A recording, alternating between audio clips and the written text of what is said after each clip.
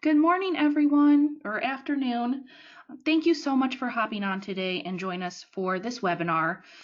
During the wake of the coronavirus, we want to make sure that we're providing businesses as much resources as we can during these challenging times.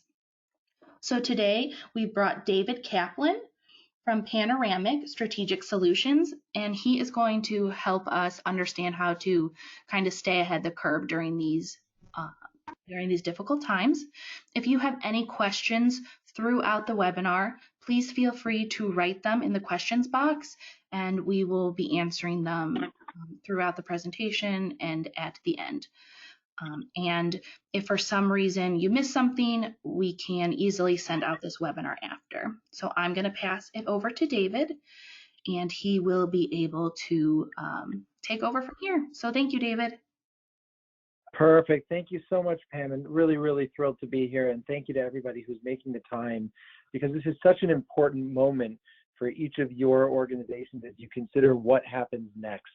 And today I'm excited to share with you some of the recommendations that we've been making to our clients here at Panoramic Strategy and what we can do for folks during a time of crisis, which 4 or 5 weeks ago, none of us were really thinking about, and obviously now we're in the midst of really unprecedented times. And while we don't know the future, we certainly know some things that we can do. And just a really quick background about myself. I founded Panoramic Strategy about 5 years ago to really help organizations that are values driven to meet their mission, but also to financially carve their path forward. And so our team of CFOs and facilitators help bring change about for organizations by building those roadmaps that are really living and breathing documents that help people take action at the end of the day. And I hope by the time that we get done with this session, you'll see some of those recommendations and how you might be able to apply some of them in your organization. And I had to give myself just a little bit of chuckle as I've been doing this webinar, because in my little bio here, I talk about spending time outside and being with my wife and 2 daughters and reading a great book. And I'm lucky to have those hobbies, because apparently those are the only things that we can be doing right now. So I'll just enjoy some of those moments as well. To go through a few of the topics that I want to make sure that we cover today, this is about financial relief and staying ahead of the curve. First, just a couple of updates about staying informed because of the pace of change that's happening today. You might be surprised from a CFO and facilitator standpoint, but the foundation of all of these decisions is mindset. How do we approach problems, and what do we bring to the table from our mindset that will help us make those decisions will both be part of the beginning and the end of our time today. To have the tools in our tool belt for talking about making these decisions, I'll talk specifically about liquidity, building cash as much as you can right now, as well as expense management tools. How do you make sure that your expenses are as flexible as they can be, and looking out into the future to make sure that you are ready today for what could come next? And then we'll go through what's called a stress test, navigating what-if scenarios that are going to challenge your organization to not think linearly, to think exponentially. And finally, we'll transition to thinking about opportunities during this time of crisis. Well, we all have to keep a risk management hat on and deal with the crisis in front of us. What happens in 3, 6, and 9 months is going to depend on what we do today and how we view the opportunities that may be coming out of this unfortunate and unprecedented time. I'll also note just before I dive in that throughout the presentation, I'll make sure to stop and answer questions. So please, again, as Pam mentioned, feel free to write questions as we go in the chat box, and I will stop at the end of each section just to see if there are any questions. I really appreciate one of the quotes that I saw recently from Nietzsche, that madness is the result of not of uncertainty, but of certainty. For so long, for 10 years of a bull run in the market, of economic expansion, we all felt some sense of what we thought was certainty. And the truth is that the only thing that is certain is uncertainty. Well, it's always been there. It's now just at the forefront. And what we're seeing is an increased pace of change as that uncertainty becomes more apparent. And so my caveat to this presentation and to these recommendations is that you should check any of the recommendations against the updates to legislation and what's going on. I've been working on a number of loans for organizations for the program, the payroll protection program, and for the disaster loans with the SBA and with local and state different economic development corporations. And so I'll just remind everybody that those things are changing every single day. So please, before you make decisions, go back to anything that you've learned about those programs and make sure that they are in line with what you're seeing. As I talked about before, mindset is absolutely critical to making any decision. And while we have to address the risk and the needs that are in front of us right now, we also have to be able to look forward. And simply put, it's prepare for the worst, hope for the best. We're going to talk about operating lean and risk management and stress testing your financials.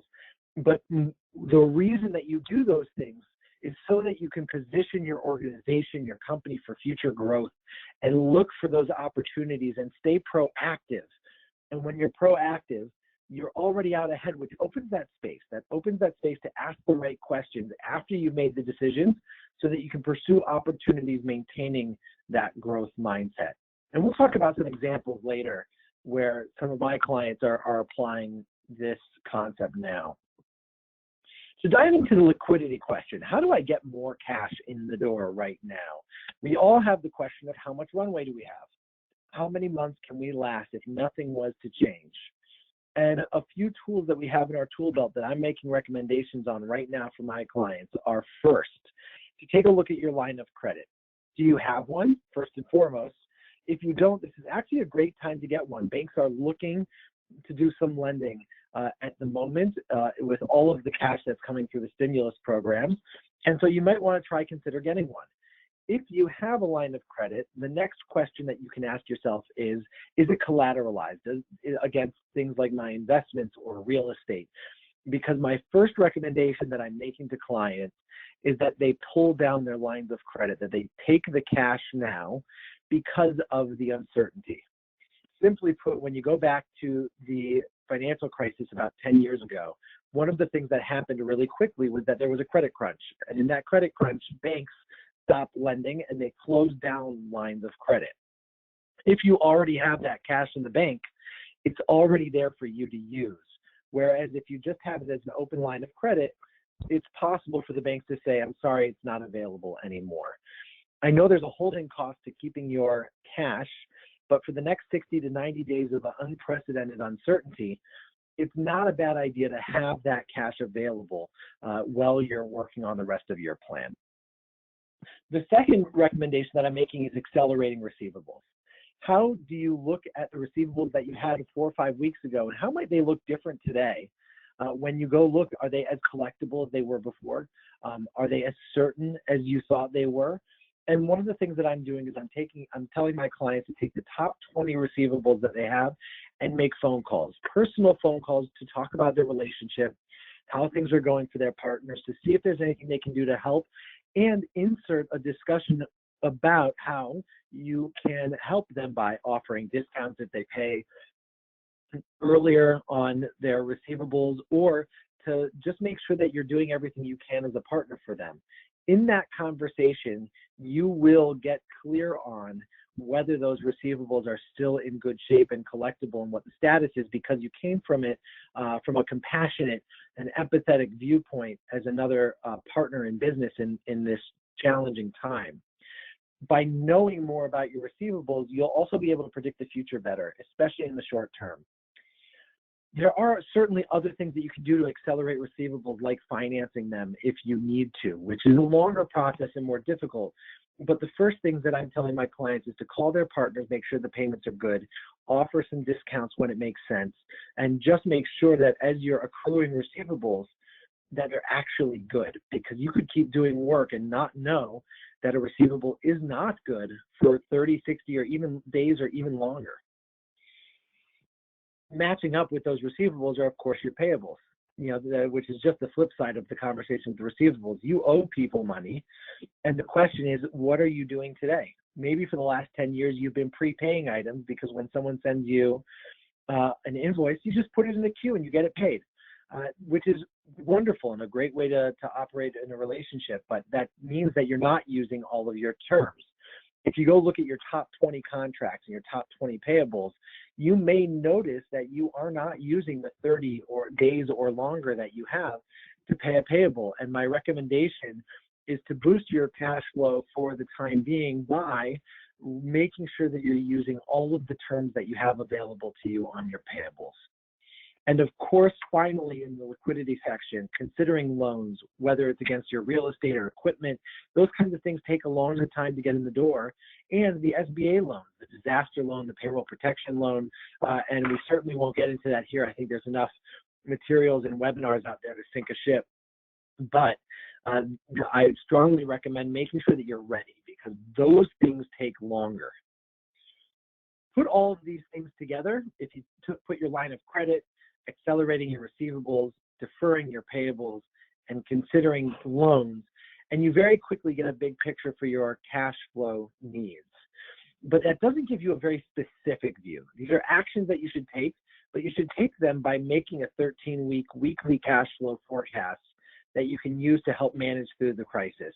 There's some really simple templates out there that where you take each week and you look at your receivables and your payables and revenue that you have and fixed expenses, and you put them all in on a timeline to make sure that you're going to be okay, because now is a time when we have to step up our monitoring and make sure that we're doing everything we possibly can to stay ahead of this crisis.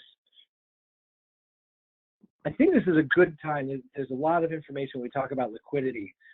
If there are any questions, Pam, at this point, I'm not seeing anything showing up, but if there are any, I'd be more than happy to stop for a second and answer them at this time. Nope, there are no questions so far, so we are good to go. Perfect. And again, feel free to put in questions, even if it's on a prior topic, and we'll be more than happy to answer them. Liquidity is, of course, one question, but expenses are the other. And this is directly related to the payables that we just talked about. I'm not going to go through every word on this slide, but I do want to talk about a couple of the recommendations that I'm making to help people turn their fixed expenses into ones that they can change more quickly. And what I mean by that is I ask everybody to take a look at their top 20 contracts, the things that they spend the most money on outside of people, and go read all the terms again and see, for example, what ways you're able to terminate those contracts. For example, if you have to give somebody 60 or 90 days notice to terminate a contract, that means you need to know 60 or 90 days in advance that you're even having a problem in the first place. If you wait until you have a problem, for example, let's say you realize in 2 months from today that you have a cash problem, and you go to the contract and it says you have to give 60 days notice, you have to add those 60 days on. So it's going to take a total of 4 months to turn that expense from one that is fixed today to one that you can actually change or reduce or terminate. What I'm recommending that folks do is look at the contracts, and for those that have greater than 30 days notice required, I'm telling them to call their partners, their vendors, and tell them that they are terminating their contracts and put it in writing, even if their intent is not to. What this does is it opens up these expenses to become more variable over time, because if you give notice today, that expense can become reduced or gone in 60 days from today instead of 120 or longer. I, of course, recommend having an empathetic and compassionate conversation, because relationships matter. The intent when you're not leaving a partner is to say, we have no intention of leaving, but during these unprecedented times, we have to be ready to be able to flex these expenses. And the only way to do that is by terminating the contract now. So we would love to be able to continue doing this, and we'll call you every 30 days to talk about it and make sure that we're on the same page, because we value this partnership and want it to continue. And that really is an example of the concept of everything is negotiable. Call your partners, ask for help, because you might be surprised what they're offering. Just like in the last slide, you might be offering discounts or accelerated terms. Your partners and vendors may be doing the same thing for people like you, but without a phone call, they may say everything, they may think that everything is just fine. I'd also recommend that you leverage the new rules during this crisis, whether it's deferring healthcare costs or payroll taxes or credits for employee retention, and make sure that you are working with your payroll companies, consultants, HR companies to make sure that you know all of the different tools that you have in your tool belt to manage your cash and to manage your expenses right now. And while deferring expenses doesn't solve your long-term problems, it can certainly buy you time to solve them. And that's really, really, really important. Now that we have some of those tools and some of the more specific recommendations that we're making in this very, very, very short-term period, I want to take a step back and talk about the two problems that we're seeing arise among companies as they adapt and try to respond to this crisis. And the first one is the ready, fire, aim mentality. Doing things before really thinking them through and understanding their impact to the organization for today, a month, 3 months, and in 12 months. And the second problem that we're seeing is a too little, too late approach. I see a number of folks saying, you know what, we're going to wait until we see what happens with March's revenue as we close the books. We'll see what happens with March. And then, you know, we'll really see, everything seems to be going okay so far. So we're going to see what's happening in April before we do anything. And by either doing too much too fast, that ready, fire, aim mentality, or waiting until something has already happened before reacting to it, are both separate but related problems that essentially mean that we've forgotten to ask the question, what if? In these times of unprecedented uncertainty, simply asking the question, what if, can help us to really understand the problem that's in front of us and address it in advance. And of course, nothing's perfect, and we don't know what's going to happen tomorrow. But by asking 3 simple questions, we can make a big difference in this process. And that's ultimately how we run a financial stress test, is by asking these questions. So first, we assess the problem. The problem in this case, for just about everybody, is what's going to happen to my revenue and cash. Different problems in the world bring up different questions, but for the question that we're in right now, it's what happens to my revenue and cash. And by looking at that question, we can then ask the second question, which is analyzing the results. So how much do we need to change? Every organization is in a different position, and therefore is going to answer this question differently, because some organizations are going to have to change drastically right now to address the uncertainty, and some organizations might not have to change at all. And those are 2 very different situations and ways that you would address the problem. Finally, once you understand the problem, you're able to set targets and execute. Because while you may know what decisions you want to make, the next question is, when will we make these decisions? Once we know how much we need to change, what decisions will we make and when will we make them? And we'll walk through each of these steps in a moment. Another way to view the same process is to think about it in 3 phases: assess, analyze, and execute.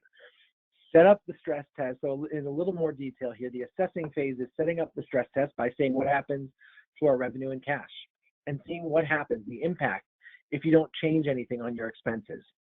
The second phase of analyzing is to look at the potential decisions that you need to make and put them into tiers and measure their impact.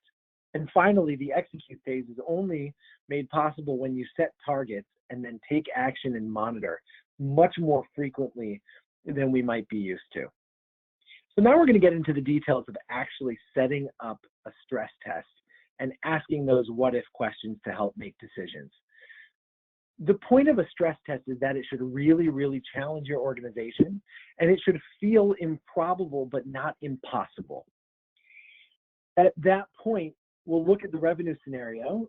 Here, I made up one based on an actual client of our organization. And we set up their stress test by saying, we're going to take their revenue, their recurring revenue, think of it as like membership or subscriptions, and drop it by about 1/3 over the next 12 months. We'll then look at anything that's new business or project-based business and cut it by 75%. And anything we were expecting that was going to be one time this year is now gone. Those three things are general standards that I apply as a starting place for stress tests. And then I go back to the client and ask the question, is this reasonable, in that it feels improbable but not impossible? I've had clients make it even worse than this, and I've had clients say, here are all of the reasons why this is actually not even possible over the next 12 months. It can't get this bad, and here's why. All of the answers are fine, but it gives you a starting place. And that starting place includes what you do to expenses, and you'll see that in the next few lines, which is you don't change anything. You maintain your run rate based on either recent months or your budget for both payroll and non-payroll expenses, which brings you a new net income or net revenue line that is the result of reducing your revenue while maintaining your expenses.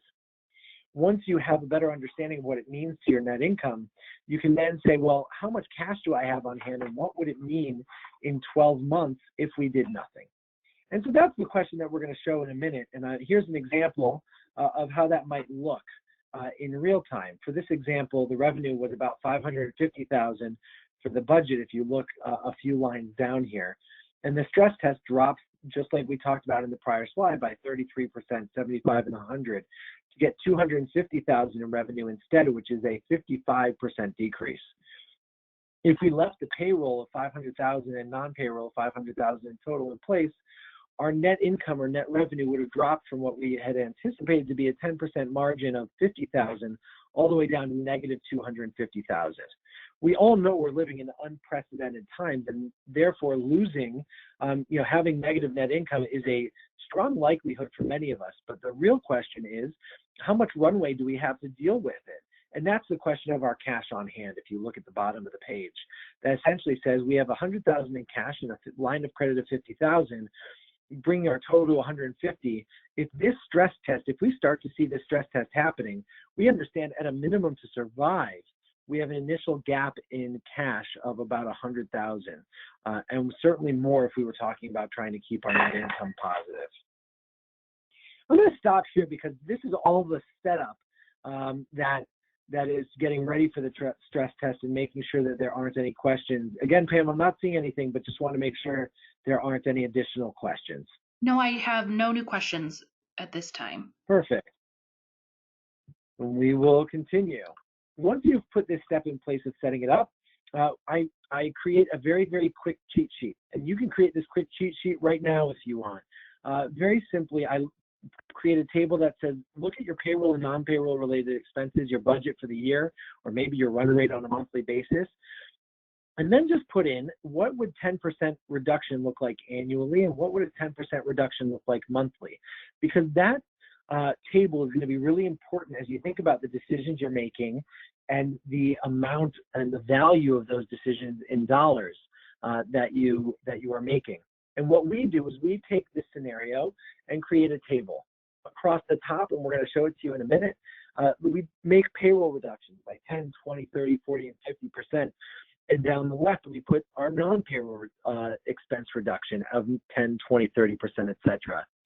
In the center, we put the answer to what happens to your net income or net revenue and your cash based on the decision to reduce your payroll by a certain percent. That way, you can always answer the question as you're making decisions, well, where would this put me in this chart? If the stress test, or if I believe that this could be true and is starting to happen, here are the decisions I'm going to make, and this is where they will put me. So let's look at a real example after setting up the stress test. So, here's the example of an actual, but I'm not going to, I think we've explained it in enough detail, but here's an actual example of the answer to one of these questions. If you assume that expenses don't change, this is a company whose net income went down to essentially just under negative 1.1 million. And that's what you see in the top left-hand corner in that right cell. Just like the couple slides earlier where we looked at payroll reduction across the top and non-payroll reduction down the side, you can see those payroll-related expense reductions going across the right and non-payroll reductions going down the side. And you can say, if I decrease my payroll by 10% and my non-payroll by 10%, I would be here and I would have a negative net income in 12 months of $953,000 instead of the negative 1.1 million. This is a time when everybody starts to look at these numbers and get really nervous and almost go into a panic mode, I found. And I just remind folks at this point that the stress test is not actually coming to life yet. This is meant to help you think differently and get out of your everyday so that you can really seriously consider the hard decisions that you might need to make and stay proactive. It's not meant to create a panic that you simply react to. So just as a quick reminder, but the point of this chart is you can see the second question, how much do we need to change? If it's on a net income basis, they're going to have to make significant changes if they want to get close to, keeping their net income either positive or close to break even. But in the bottom chart, what we then do is look at the maximum liquidity, the maximum cash on hand, which includes your cash as well as your line of credit, and sometimes CDs and other vehicles that you could get access to very quickly. And we add from the top chart, we add the 450,000 to each square in the table to say, well, could we survive this stress test? If we do X, will we have cash at the end of 12 months? And what we see here is that because there is about $500,000 in liquidity, the actions don't have to be as severe as what we saw in the top chart. And so we step back and ask our client the question, what are, in the stress test scenario, or in the case of 12 months from today, what is your top priority walking out of this crisis? Is it to have maintained profitability? Is it to have enough cash on hand to invest in your future while keeping the capacity available? Understanding the top priority after looking at this is incredibly helpful to become the framing for the decisions that you're going to have to make. This should just simply, as a starting place, open your eyes and open them to the possibilities. Once you have that information, I step back and put this exercise to the side and ask everybody to think about the decisions that they might make if they start seeing the stress test becoming closer to reality. The first tier of decisions that I ask folks to think about is to delay, to defer, and to cut non-essential expenses or non-performing payroll. It may seem obvious, but I've seen so many clients say, I'm going to wait until I see X before I go ahead and do those things because it just doesn't feel that bad yet. And we'll talk a little bit more about that in a little bit. After we go through tier 1 decisions, I tell folks, think about your tier 2 decisions. It's going to start to hurt when you start thinking about reducing or eliminating functions that you'll either need to hire back or outsource, but that you don't need for the 6 to 12 month time frame. I've seen a lot of folks do this in marketing and graphic design, in even sometimes HR functions if a significant portion of their workforce isn't going to be working over the next number of months. And some really hard decisions, but ones that you recognize can quickly be brought back either by hiring or by outsourcing those functions. Finally, last but not least, the tier 3 decisions of reducing your expenses to the point where you are in survival mode should only happen if you find yourself in an extreme situation, to go to the skeleton crew, to furloughs, to true survival mode. And of course, there's the arrow that comes back to the top, because what I'm finding now already, we're 4 or 5 weeks in, for my clients that already have gone through this once, we are now doing it again. Because once you see the world differently, and the world is not going to be the same when we go back from this crisis, is that they actually have to do it again. And while it's not comfortable, it's important, and it's really helping them stay ahead of the things that are happening to their organizations and their business in this crisis. A really simple table that will help understand the impact of your decisions is to look at it in terms of payroll changes and non-payroll changes, and remembering those 3 decision tiers. In tier 1, tier 2, and tier 3, I tell people to list their changes that they're going to make and then measure the dollar impact annually of making those decisions. When you add up your payroll and your non-payroll changes, you're then able to go back to that cheat sheet, that 10% reduction chart, and say, now this is where I am in the table if the stress test is starting to come to fruition. And I always recommend that folks look at their non-payroll items first to avoid the layoffs and the furloughs and the hour reductions that have such significant friction for their organizations, but to also be incredibly careful when making these decisions, because what can also happen is a self-fulfilling prophecy. Getting rid of your sales function, for example, will be a harbinger of a much longer time frame to be able to come back from something like this kind of a crisis. And making sure that you're measuring the current situation and your resources against your future, which I'm excited to talk about the opportunities in a moment. But this table will really help you separate from the numbers that we had talked about earlier. I recommend filling out this table with your leadership team, that you trust, or if you're a small organization, as CEO or with a trusted advisor, to make sure that you understand the impact. Because once you do this table, you'll also know just how far you can go. And when you know how far you can go, you'll know where you are in that table. And we're going to bring that back up in just a second again from that example. And so, real live example, we had the tier 1, tier 2, and tier 3 decisions that essentially said, if I make these decisions, these voluntary furloughs, for example, or, not remodeling a building and getting rid of, certain small expenses, or moving an event to a spring. I use an example of a Better Business Bureau.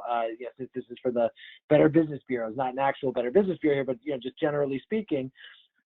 And the example would have taken us down to, the first tier of decisions would have put us in a place where we would be at negative 10% for payroll and non-payroll expenses, which would have put us right at that negative 950,000. And they decided that those were the right things to do immediately.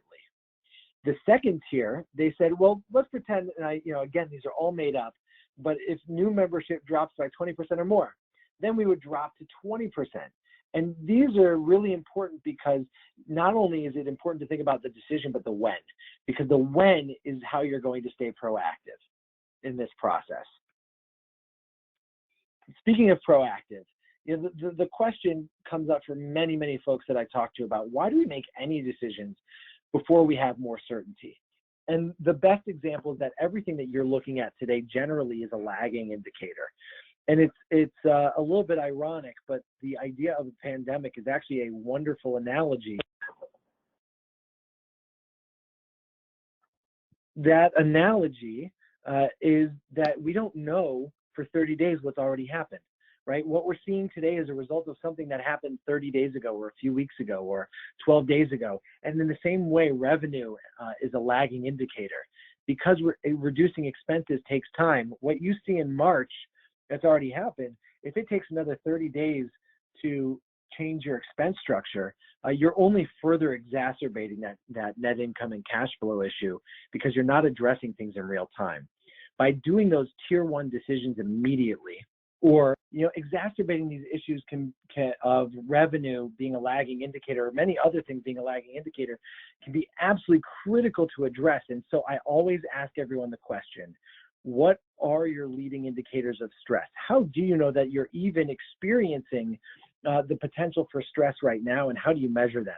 I have clients whose examples range everything from the very objective of we are seeing no inquiries, therefore how could we get any business because we're very inbound driven, all the way through when I call on an existing client, they are pushing out meetings by 2 weeks, and that's my early indicator that we have an issue with the client, and now I have an understanding, so I know I'm in the stress test scenario. Asking the question of what your leading indicators of stress are and monitoring them on an ongoing basis is really, really important to your organization, to your company, making sure that you get through this crisis. But it is only half all of this. And of course, every time I do this webinar, all of a sudden my heart rate starts to pump up because of all the work that we're doing with clients and the anxiety and the stress that comes with dealing with the risk side of this equation. But if you only walk away with one thing, it's that this is only one side of the equation. This is all about planning so that it doesn't happen, so that you never even come close to it. Because if you've planned for it and you're proactive about it, then you can make sure that you have a good plan in place that didn't take a crazy amount of time to put together. You can execute on it while monitoring closely what's going on, and turn your attention to the other what if scenario, which is the exact opposite of this high risk and high stress scenario, which is, what if everything turns out better than expected? If anybody looks at the market today, I think we're not the only ones asking this question. Well, 10 million people have applied for unemployment. The question might turn out to be, well, what does that mean my opportunities look like different than they may have 3, 4, 5 weeks ago? And if you end up having reduced your expense structure and now having more resources to invest in your future, the real question is understanding that the world is not going back to the old way of normal. Understand, what are the unique opportunities that exist right now? And one of my clients is in a commercial interior design company. I think is a great example. And many of their projects, as you could imagine, were paused immediately as shutdown orders came in and commercial real estate questions came into play and people weren't going into offices. And in their brainstorm, they looked at their company and they said, there's an interesting opportunity, because right now, with no one in offices, our turnaround time and our capacity and our timeline to actually do remodeling and refresh work for offices has just gone down by 2/3. We can get things done in 2 weeks that would have taken us 6, and we can start it now instead of in 6 months, what we had booked. And so we started reaching out to specific industries and specific geographies that made sense. And all of a sudden, we started getting a response when we told people, look, if you want to have a new look and a new organization when you walk out of this, do the remodel now. We can order your materials and your furniture. And of course, we're not going to get it in real time like we used to, but you'll be first to get it. And instead of a backlog, you will be ready for the day your clients, your patients, your team walks back in the door, and you will be stronger and ready to go more than ever. And that really resonated. And all of a sudden, their whole team is now working on this concept. And that would never have been possible if not for the fact that everyone is at home. And so we decreased the costs, and we were able to do it in a fraction of the time. And we were only able to do that because we put the crisis plan in place, we executed against it, and we turned our attention to what the unique opportunities might look like. I have another client who decided to let go, unfortunately, a part of their workforce, but it actually ended up being they're seeing this what if everything turns out better than expected to be true, and they're looking at a labor market that now has 10+ million people. I think this might even be up to 15 now plus as of today in the new report, unemployed. And because of that, people are available that never would have been available a month ago.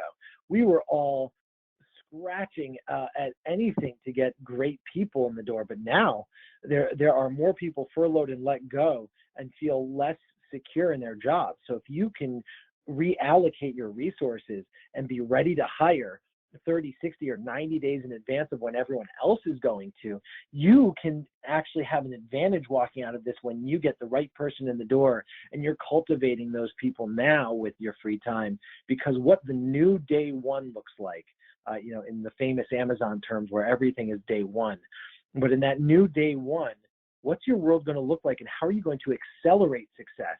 And so my hope for each of you is that when you seriously put in place a plan that is eyes wide open, that is truly the result of a stress test and an understanding that that could really happen.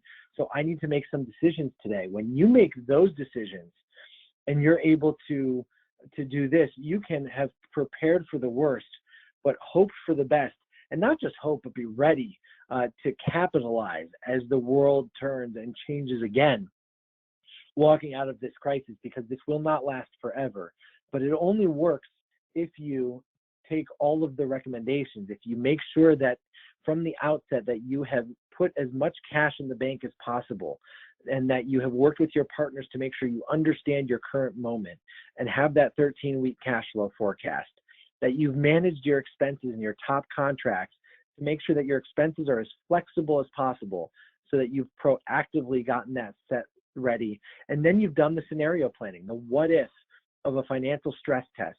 If you create your tiers of decisions, that tier 1 of delay and defer, that tier 2 of reducing functions that you can bring back, or hopefully this doesn't happen, but your tier 3 of really cutting down to the bare minimum, so that you can set targets and measure the when. When will I make these decisions? What are my leading indicators of stress? And once you have that all in place, turn back around and go pursue those unique opportunities, because your businesses will hopefully be stronger than ever. And you'll look back and say, at the end of the day, that why did we even do this webinar? Because none of it ever happened. It didn't happen because you proactively addressed it. And my hope for all of you is that you all walk out of this with some tips and tricks and things that you can do right now, but also understand that this is a great time to do that important planning, to take a breath, take a step back, do the plan, and then get yourself back into the growth mindset. I cannot emphasize enough how important it is to have that mindset walking into this, because without it, you can create that self-fulfilling prophecy. And so my hope for each of you is that instead your self-fulfilling prophecy is one of growth and of strength for your company and your organization. So with that, I think that's everything that I had for today, but truly more than happy to answer any questions that you have now, or if you'd like to be in touch, we are more than happy to help any of you in any way possible. So thank you to the Better Business Bureau for making this session possible. Pam, thank you so much. We really, really appreciate it. Well, thank you so much for coming on today. We really appreciate it. Any resources that we can take right now, I'm sure we all find very valuable. And for everyone on the call today, this is being recorded, so we will send it out. And I always have David's information if you do need it as well, and I can send that over to you. And it looks like there's no questions. Oh, I do. Here we are. Are there any cash flow tools that you explicitly recommend? If you go to, for example, Spreadsheet, you can get free templates from them for cash flow forecasting. You can go online and if you go to the big accounting organizations, they often have free templates that are available. If you're large enough to have an audit or a review of your financials, you can go to your accounting partner and ask them for their templates for your industry, and that can be very, very helpful. Also, if you'd like for a cash flow template, you're welcome to reach out to me personally, and I would be more than happy to give you a very simple template if you'd like. No problem. Any other questions before we end for today? Oh, okay. I know this is not a CARE Act webinar, but are you saying we choose one or the other, SBA or CARE Act, and then why, and in terms of cash flow? Also a good question. You are able to use both the disaster loan and the payroll protection program, but you're not able to use them for the same purpose. And so you need to make sure that you're separating the expenses that would be used for the EIDL or disaster loan versus the payroll protection loan. I am telling all of my clients to prioritize the payroll protection program because it's oversubscribed already. And so making sure that you have your application in is absolutely critical.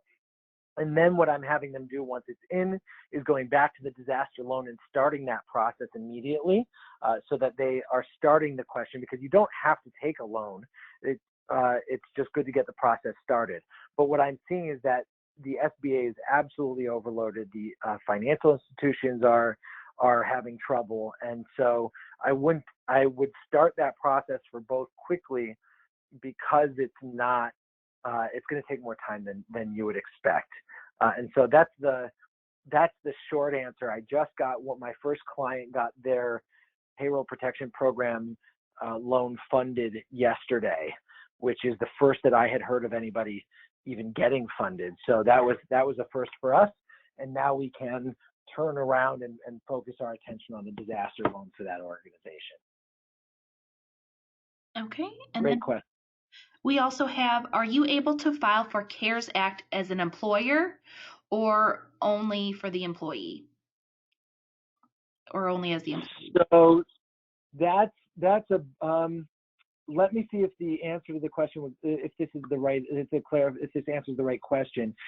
You can only file technically as an employer for the payroll protection program, whether that you're self-employed or a contractor or an employer. The employee cannot file for the payroll protection program. There are a number of avenues for the employee under the CARES Act, but it's the employer's responsibility to file for the payroll protection program. And one of the things that was clarified in the last week was that employers can apply, but they cannot include their independent contractors in the numbers, because the independent contractors can also go ask for themselves. And then, David, what if the employer is the only employee? Oh, so self-employed or single-owned LLCs or S corps, absolutely. You should go immediately to your banking relationship, and what everyone's saying, and I've seen two things work. One is if you have a large checking account or somewhere, large banks usually do their online process, and you can only apply one bank. As a reminder, it's illegal to do more than one financial institution, but you immediately go as a single member LLC, and you go online and you fill out the application and you put all your numbers in, and it should work just fine. On the other hand, what I've seen work for my mid-sized employers really well is to not use their large banking relationships and go to the community banks that are more traditional SBA lenders that have been much faster than the big banks in responding to this crisis and want to get new clients. Whereas the big banks are saying we're prioritizing our existing and large clients, the community banks and credit unions are turning around and saying, no, this is when we get to demonstrate our value. Come to us. We would love to help you. And they have been excellent for my clients to date. The next question is, I do struggle with pulling money out of the credit line if we are pretty sure we don't need it for the next 60 days because of interest that would be paid and could be used elsewhere. Would you still recommend pulling the cash? I do recommend pulling the cash, and it hurts me as much as it hurts you to do it for my clients, because in 30 or 60 days, we'll know a lot more. And so while you don't think you need it, what we don't know, for example, we just learned today that over 30% of people did not pay their April rents. If that lasts for another 30 days or 60 days, the whole world could change. Now, the average a year ago was 18%. So it's call it a 13% increase in people not paying their rents on time. But if that sustains and that continues, we could see significant issues. And so what I'm recommending is pulling it, and then every 30 days asking the question, is it time to pay it back? Because my full intent for many of my clients is to have taken it and give it right back. However, there are caveats to this. If your line of credit is collateralized by investments, you need to be very careful. And I don't think we'll have enough time to go into the rules on that here, but you could get what's called a margin call and have to put your money back in when you don't have it. So that's a whole other set of issues. But my general recommendation is to address the unknown and have the cash for 30 to 60 days. Even if it's $100,000 and it's a 5% line, for 60 days, you're talking about $1,000. It's not a big deal. And you should sleep better at night and be able to be more proactive.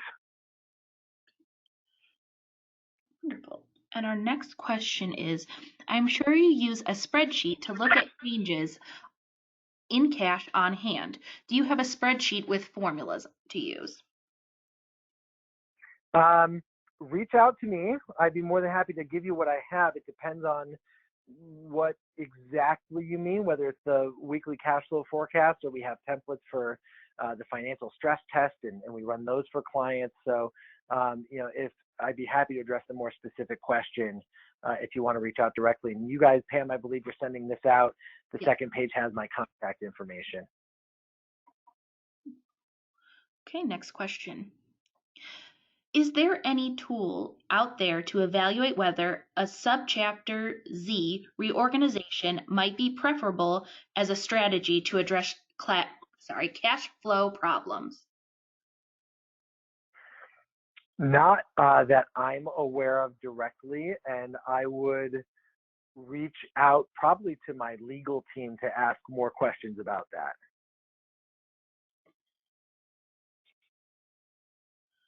All right. Is there any other last minute questions? I think we've answered them all.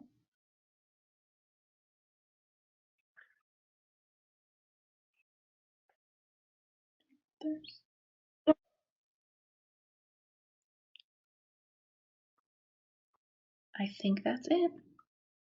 Perfect. Well, thank you guys for having the question. I'm so glad to see everybody engaged. And please, again, don't hesitate to reach out. I'm happy to help during this time. As somebody with roots in Cleveland and operations here in Columbus as well, we are here to help our communities and want you guys to succeed through this challenge. Well, thank you again, David. We so appreciate it. And we hope you all have a great day and look forwarding to get through these hard times together. All right. Have a great day, everybody. Stay safe, stay healthy.